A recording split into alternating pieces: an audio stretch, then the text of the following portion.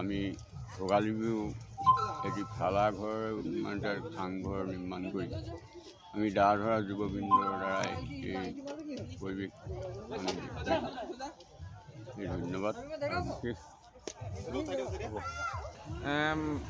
ধন্যবাদ জনাইছোঁ আপোনালোকক আমাৰ ইয়ালৈ আহি পেলাই আপোনালোকৰ নিউজৰ যোগেদি অসমবাসী ৰাইজক আমাৰ প্ৰস্তুতিটো দেখুওৱাৰ বাবে।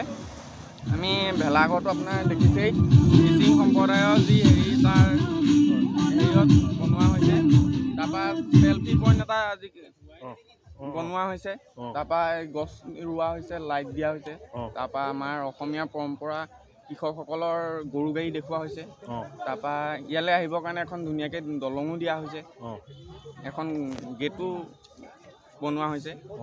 তাকে ভাল লাগিছে, আজি মানুহো আহিছে চাবলৈ। অসমবাসী ৰাইজক কি ক'ব? অসমবাসী ৰাইজক কৈছোঁ যে ভোগালী বিহুৰ ওলগ জনাইছোঁ। এই 37 নং ৰাষ্ট্ৰীয় ঘাইপথৰ পৰা কিমান দূৰত এই জেগাখন? 37 নং ৰাষ্ট্ৰীয় ঘাইপথৰ পৰা আপোনাৰ 1 কিলোমিটাৰমান সোমাই আহিলে পাব। দা ধৰা আহোম পথাৰ বুলি কয়, তাতে আমি আয়োজন কৰিছোঁ। হয়, নিশ্চয়কৈ মই আপোনালোকৰ চেনেলৰ জৰিয়তে সমূহ অসমবাসী ৰাইজক ভোগালী বিহুৰ আন্তৰিক ওলগ জনাইছোঁ। হয়, আজি নিশ্চয়কৈ আপোনালোকে দেখিব পাইছে আমাৰ ইয়াত আজি খুবেই প্ৰস্তুতি তুংগত উঠিছে। লগতে আমাৰ ইয়াত নাচ গানৰ পৰিৱেশ, লগতে আজি এইফালে আমাৰ মেজি এসাঁজ সকলোৱে মিলি এসাঁজ ভোজ ভাতে মানে ৰাতিটো পাৰ কৰিম আৰু এনেকৈ।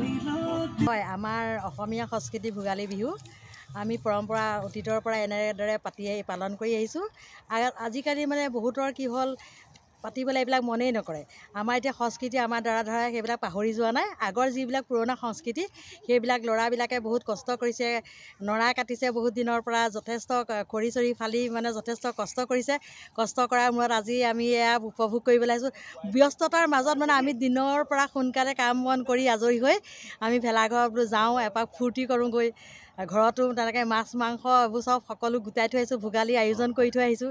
পিঠা লাডু সকলো বনাই কৰি হ'লেও মানে আমাৰ এইটো যিটো পৰম্পৰা, সেই পৰম্পৰাটোৰ কাৰণে আমি সকলো ওলাই আহিছোঁ চাবলৈ। অসমবাসী ৰাইজক কেনেদৰে শুভেচ্ছা জনাব? অসমবাসী ৰাইজক কৈছোঁ, আপোনালোকে অতীতৰ এইবিলাক যি পুৰণাৰ যিবিলাক সংস্কৃতি, এই সংস্কৃতিবিলাক আপোনালোকে নাপাহৰিব।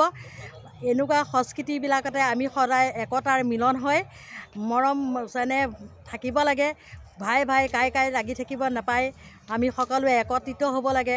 এই সংস্কৃতিবিলাকতে তাৰমানে আমাৰ একতাৰ দোলটো বান্ধ খায়।